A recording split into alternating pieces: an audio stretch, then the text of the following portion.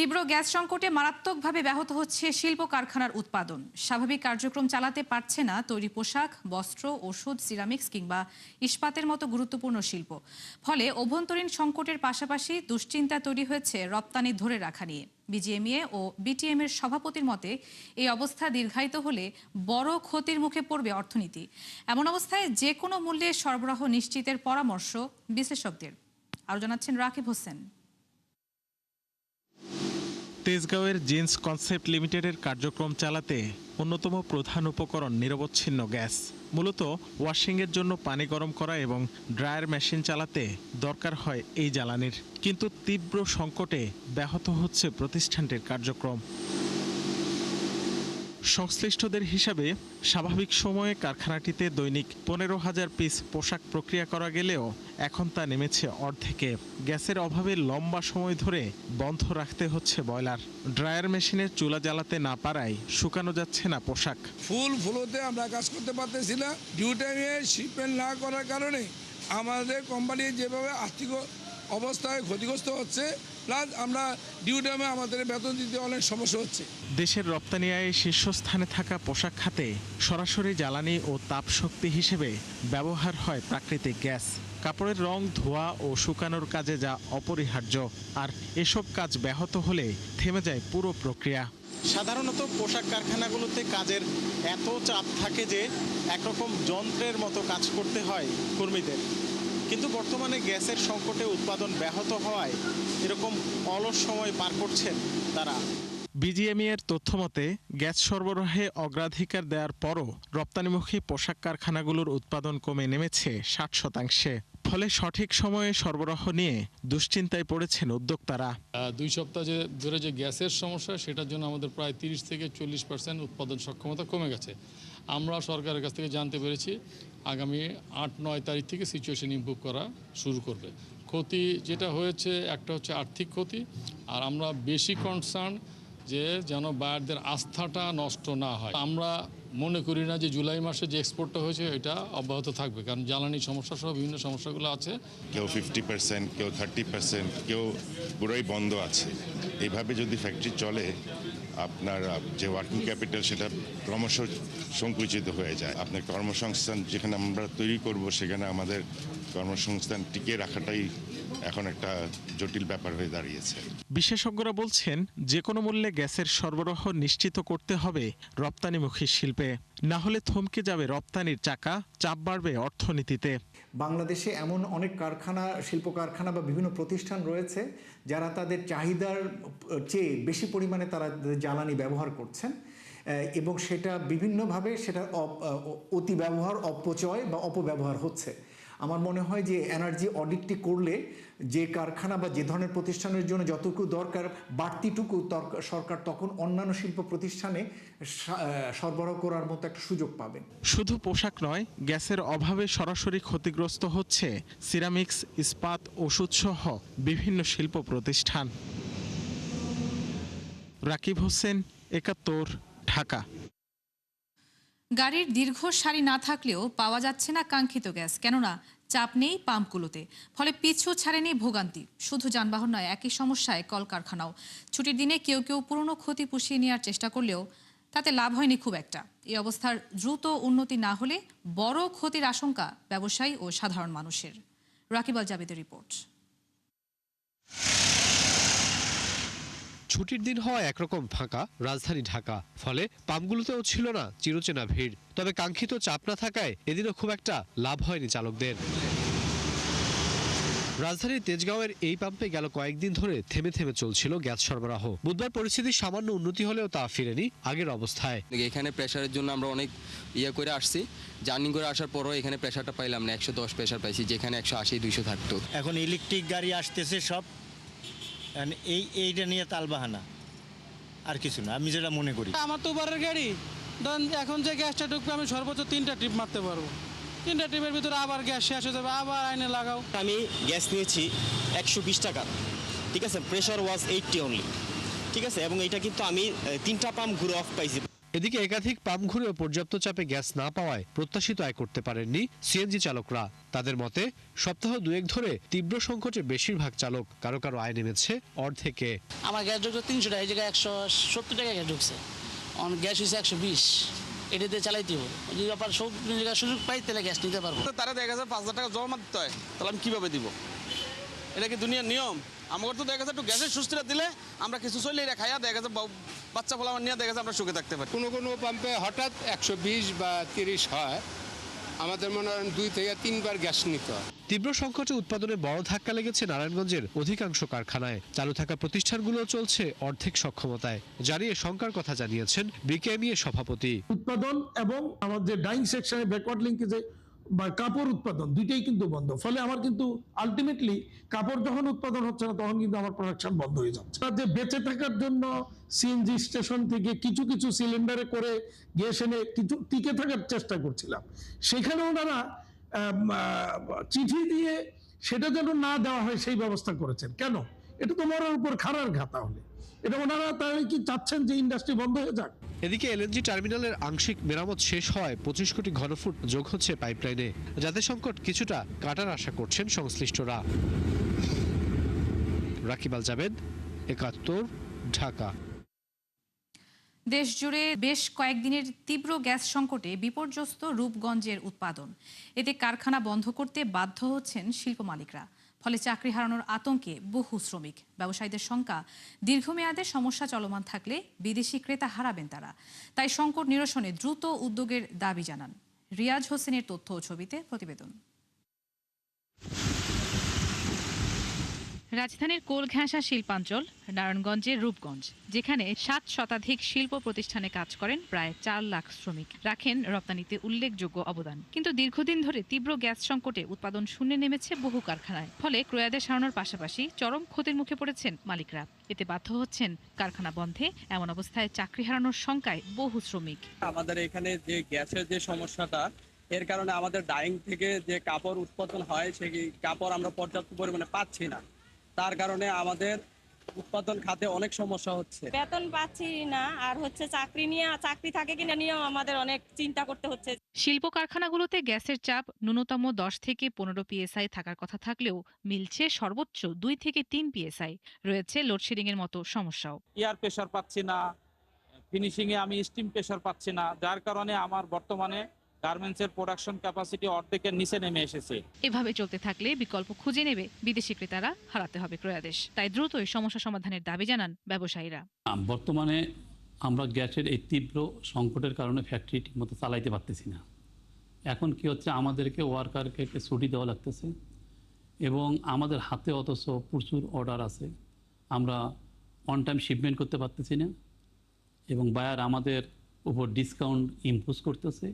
পরবর্তী অর্ডারগুলো আমাদেরকে হয়তো বায়াররা নাও দিতে পারেন এবং যেটা শুনেছি যে তারা পার্শ্ববর্তী দেশে আমাদের এই অর্ডারগুলো শিপ করতেছেন। এদিকে গ্যাস সংকট সমাধানের বিষয়ে জানতে চাইলে মন্তব্য করতে রাজি হননি তিতাস রূপগঞ্জ শাখার কোনো কর্মকর্তা। নুজহাত রাহনুমা, 71। গেল 17 বছরের চরম অব্যবস্থাপনায় তৈরি হয়েছে তীব্র জ্বালানি সংকট, যা মোকাবিলা করা সরকারের সবচেয়ে বড় চ্যালেঞ্জ বলে মন্তব্য করেছেন বাণিজ্যমন্ত্রী খন্দকার আব্দুল মুক্তাদির। সিলেটে জুলাই গণঅভ্যুত্থান দিবসের আলোচনা সভায় তিনি বলেন, বাংলাদেশ আমদানিকৃত গ্যাসের উপর বেশি নির্ভরশীল। তাই জ্বালানি চাহিদা মেটাতে, নিরবিচ্ছিন্ন বিদ্যুৎ নিশ্চিতে এবং নতুন বিনিয়োগ আনতে সরকারকে কিছুটা সময় দিতে হবে। এই প্রক্রিয়া চলাকালীন স্বাভাবিক জীবনযাত্রা কিছুটা ব্যাহত হলেও সার্বিক স্বার্থে তা মেনে নেওয়ার আহ্বান জানান তিনি। এই যে 2 দিন পরে 2-4 ঘন্টা লোডশেডিং হয়, আপনারাও উত্তপ্ত হন, আমরাও উত্তপ্ত হই যে দেশের মানুষ বিদ্যুৎ পাচ্ছে না। এই অবস্থার সৃষ্টি হয়েছে 17 বছরের জবাবদিহিহীন শাসনের ফলে। মেনে নিতে হবে যে সেটার জন্য 17 বছর এই কুশাসনের ফলে বা অপশাসনের ফলে আমরা উত্তরাধিকার সূত্রে যেটা পেয়েছি, এটা থেকে বের হওয়ার জন্য এই সময়টা একটা ট্রানজিশন টাইম, এটাকে মেনে নিতে হবে। এদিকে হঠাৎই অস্থির সুগন্ধি চালের বাজার। পর্যাপ্ত সরবরাহ সত্ত্বেও মাসের ব্যবধানে কেজিতে বেড়েছে ৮০ টাকা, আর ৩ মাসে যা প্রায় দ্বিগুণ। বিক্রেতাদের অভিযোগ, আগে মিলাররা কারসাজি করলেও এখন কর্পোরেট সিন্ডিকেটের কাছে জিম্মি চালের বাজার। এদিকে ভারত থেকে আমদানির পর কিছুটা কমেছে কাঁচামরিচের দাম। মেজবা হাসানের রিপোর্ট। আমন মৌসুমে উৎপাদিত সুগন্ধি, নাজিরশাইল সহ নানা জাতের চালে ৬ লাভ বাজার, কিন্তু পর্যাপ্ত সরবরাহের সত্ত্বেও প্রতিদিনই বাড়ছে দাম। জাতভেদে কেজিতে যা বেড়েছে ৮ থেকে ১০ টাকা। তবে লাগামহীন ঊর্ধ্বমুখী সুগন্ধি চালে বাজারে গেল কুরবানি ঈদে যে চাল মিলত ১২০ থেকে ৩০ টাকায়, সেটি কিনতে এখন গুনতে হচ্ছে ২০০ থেকে ২২০ টাকা। প্যাকেট যাতে দাম বাড়ার হার আরো বেশি, এতে চাল কিনতে এসে বিপাকে পড়ছেন সাধারণ মানুষ। এর আগে নিচে তো ১৮৫০ টাকা, এখন ২০০০ টাকা চাই, সেটা তো অনেক বেশি হয়ে যাচ্ছে না? বস্তা কিনতাম ১৯০০ টাকা করে রয়্যালেরটা, এখন এইবার আইসা দেখি যে ২১০০-২২০০ টাকা যাচ্ছে। বিক্রেতাদের অভিযোগ, আগে দাম বৃদ্ধিতে মিলারদের কারসাজি থাকলেও এখন কর্পোরেট সিন্ডিকেটের কাছে জিম্মি চালের বাজার। ফলে দাম বাড়লেও বঞ্চিত হচ্ছেন কৃষক। মেল মালিকের তো এখন মনে করার ইয়ে নাই, এখন তো বেশিরভাগ কোম্পানির কাছে চাল, বড় বড় কোম্পানি করে এটা চালের ইয়ে দেওয়াতে ওরা এই চালগুলো বেশিরভাগ ধান স্টক করে, চাল স্টক করে এই অতিরিক্ত দাম বাড়াইতে আছে। কোম্পানিরা ডিগলার দিয়ে বাড়াইতেছে, এই সপ্তাহ বাড়বে। এটা সিন্ডিকেটের কাছে, কারণ চাষির থেকে যা নেওয়ার নিয়ে এনেছে, ওরা এখন নিজেরা স্টক করছে, নিজেদের মতো দাম বাড়াই বিক্রি। এদিকে বরাবরের মতো বাড়তি দামে বিক্রি হচ্ছে অধিকাংশ সবজি। তবে বেশ কয়েকদিনের অস্থিরতা কাটিয়ে কিছুটা কমেছে কাঁচামরিচের দাম। ভারত থেকে আমদানির পর কেজিতে ১৫০ টাকা কমে বিক্রি হচ্ছে ২৫০ টাকায়। মানে আপনি এক সপ্তাহ আগে মরিচ ছিল ৪০০ টাকা কেজি, পাইকারি বাজারে কিনা ছিল ৩২০ টাকা কেজি, এখন পাইকারি বাজারে মনে করেন কিনা আছে ১৮০ টাকা কেজি, এনে হয়ে গেছে ২৪০ টাকা কেজি। ইন্ডিয়া থেকে এসে পড়ছে, ইন্ডিয়া ঠেলা দিচ্ছে, ইন্ডিয়া থেকে এসে পড়ছে, বাংলাদেশের দাম কমে আছে। প্রতিটা জিনিসের দামই অনেক বেশি, তাহলে সাধারণ মানুষ কিনে খাওয়ার মতো অবস্থা না। সবকিছুরই দাম বেড়েছে, সবজি থেকে মাছ, মাংস, আপনি সবকিছুই বলেন, সবকিছুরই দাম বেড়েছে। এমন অবস্থায় দাম নাগালের মধ্যে রাখতে নিয়মিত বাজার তদারকি সহ কার্যকর পদক্ষেপের দাবি ভোক্তা সাধারণের। মেজবা হাসান, ৭১, ঢাকা। দেশে প্রতিনিয়তই বাড়ছে চালের দাম, যার কারণ হিসেবে ধানের ক্রয়মূল্য, পরিবহন ব্যয়, শ্রমিকের মজুরি ও বিদ্যুৎ খরচকে দুষছেন সংশ্লিষ্টরা। যদিও অভিযোগ আছে অবৈধ মজুতদারি ও কারসাজির মাধ্যমে দাম বাড়ান কিছু অসাধু ব্যবসায়ী, যা নিয়ন্ত্রণে নিয়মিত বাজার তদারকির দাবি জানান সাধারণ মানুষ। কুষ্টিয়া থেকে শাহিন আলীর প্রতিবেদন। দেশের দ্বিতীয় বৃহত্তম চালের মোকাম কুষ্টিয়ার খাজানগর, যেখান থেকে প্রতিদিন বিপুল পরিমাণ চাল সরবরাহ হয় দেশের বিভিন্ন স্থানে। তাই স্থানীয়ভাবে এ অঞ্চলে দামের পরিবর্তনের প্রভাব পড়ে জাতীয় বাজারেও। তথ্য বলছে, গেল মৌসুমে ২৩ লাখ টন চাল উৎপাদন হয় এই জেলায়। স্থানীয়ভাবে উৎপাদিত ধান ৩৩ টাকায় বিক্রি হলেও চালের রূপান্তরে খরচ পড়ে প্রায় ৬৮ টাকা। যে সময় ধানটা ওঠে এই সময় কিছু ধান স্টক হয়ে যায়, তারপরে চাউল যারা বিভিন্ন যারা পার্টি আছে সারা দেশের মধ্যে বড় বড় স্টক, তারা স্টকে নিয়ে নেয়, তার চাউলগুলো স্টক করে। আমরা ১ টিয়া ১.৫ টিয়া লাভে আমরা চাউল বিক্রয় করি, সেক্ষেত্রে আমাদের এখানে কোনো কমার সম্ভাবনা। সম্পূর্ণ মিল চালু না হওয়ার কারণে উৎপাদন সম্পূর্ণ পায় না, সেই ক্ষেত্রে চাউলের দাম কিছুটা ওই সময় বেশি থাকে। পরে যখন উৎপাদন ফ্যাক্টরি থেকে চাল ব্যাপক আমদানি রপ্তানি হয়ে যায়, তখন দেখা যাচ্ছে চালের দাম আবার কমে। চালের এই দাম বৃদ্ধির কারণ হিসেবে ধানের ক্রয়মূল্য, পরিবহন ব্যয়, শ্রমিকের মজুরি ও বিদ্যুৎ খরচকে দুষছেন সংশ্লিষ্টরা। ভালো ভালো ধানগুলো কিন্তু কৃষকরা স্টক করে ফেলে, আবার কিছু কিছু লোক ধান কিনে স্টক করে পরে ধানের দাম বৃদ্ধি হবে সেই জন্যে, আবার মেলারের ধানের প্রয়োজন, তখন মেলারাও ধান কিনে, সেই জন্য তখন ধানের দাম একটু বৃদ্ধি থাকে। মধ্যস্বত্বরা ধান স্টক করে, যার কারণে আমরা ধান কিনতে পারি না, আমাদের মিলের অনেক সমস্যা হয়ে গেছে আর কি। আমরা মিল মালিকরা খুব দুর্যোগের মধ্যে আছি। অভিযোগ আছে অবৈধ মজুতদারি ও কারসাজির মাধ্যমে বাড়ানো হয় চালের দাম, যা নিয়ন্ত্রণে কাজ চলছে বলে জানান এই কর্মকর্তা। মিল থেকে যেই রেটে কেনে এবং যেখানে যৌক্তিক মূল্য যেটা হওয়ার কথা খুচরা পর্যায়ে বা মানে খুচরা সেমি খুচরা মানে ওইখানেই কিন্তু গ্যাপটা বেশি হয়ে যায়, কিন্তু ভোক্তা কিন্তু খুচরা বাজারেই কেনে। এইটার আলোচনা সমালোচনা খুচরা বাজারকে নিয়েই হয়, কারণ সাপ্লাই যদি স্বাভাবিক থাকে তাহলে কোনোভাবেই বাড়ার সুযোগ নেই। চালের বাজার স্থিতিশীল রাখতে কার্যকর পদক্ষেপ নেওয়ার দাবি সাধারণের। নুজহাত রাহনুমা, ৭১। জুলাই মাসে যুক্তরাষ্ট্রে বেসরকারি খাতে নতুন কর্মসংস্থান তৈরি হয়েছে ৪৪,০০০। এডিপি ন্যাশনাল এমপ্লয়মেন্ট রিপোর্টের জুলাই সংখ্যায় এ তথ্য প্রকাশ পেয়েছে। প্রতিবেদনের তথ্য বলছে দেশটির সেবা, শিক্ষা ও স্বাস্থ্য খাতে গেল জুলাইয়ে সবচেয়ে বেশি নতুন কর্মসংস্থান তৈরি হয়েছে। তবে বিপরীতে উৎপাদন, বাণিজ্য ও আতিথেয়তা খাতে কর্মসংস্থান কমেছে। এদিকে গেল বছরের একই সময়ের তুলনায় বেতন বেড়েছে ৪.৪%। ২৬ মিলিয়নেরও বেশি বেসরকারি খাতের কর্মচারীর সাপ্তাহিক বেতনের তথ্যের উপর ভিত্তি করে এই প্রতিবেদনটি প্রকাশ করেছে স্ট্যানফোর্ড ডিজিটাল ইকোনমি ল্যাব ও এডিপি রিসার্চ।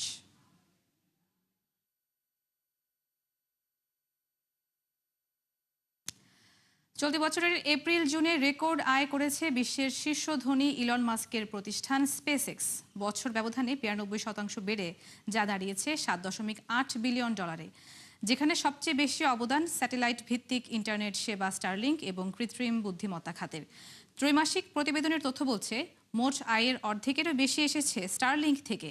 পাশাপাশি কৃত্রিম বুদ্ধিমত্তা খাতে আয় বেড়েছে ২৫০%।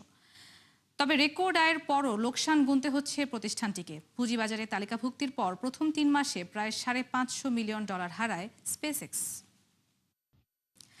দর্শক, ৭১ বিজনেসে এই ছিল এখনকার মতো। সরাসরি সংবাদ অনুষ্ঠান দেখতে চোখ রাখুন ৭১-এর ফেসবুক পেজে এবং সাবস্ক্রাইব করুন ৭১-এর ইউটিউব চ্যানেল।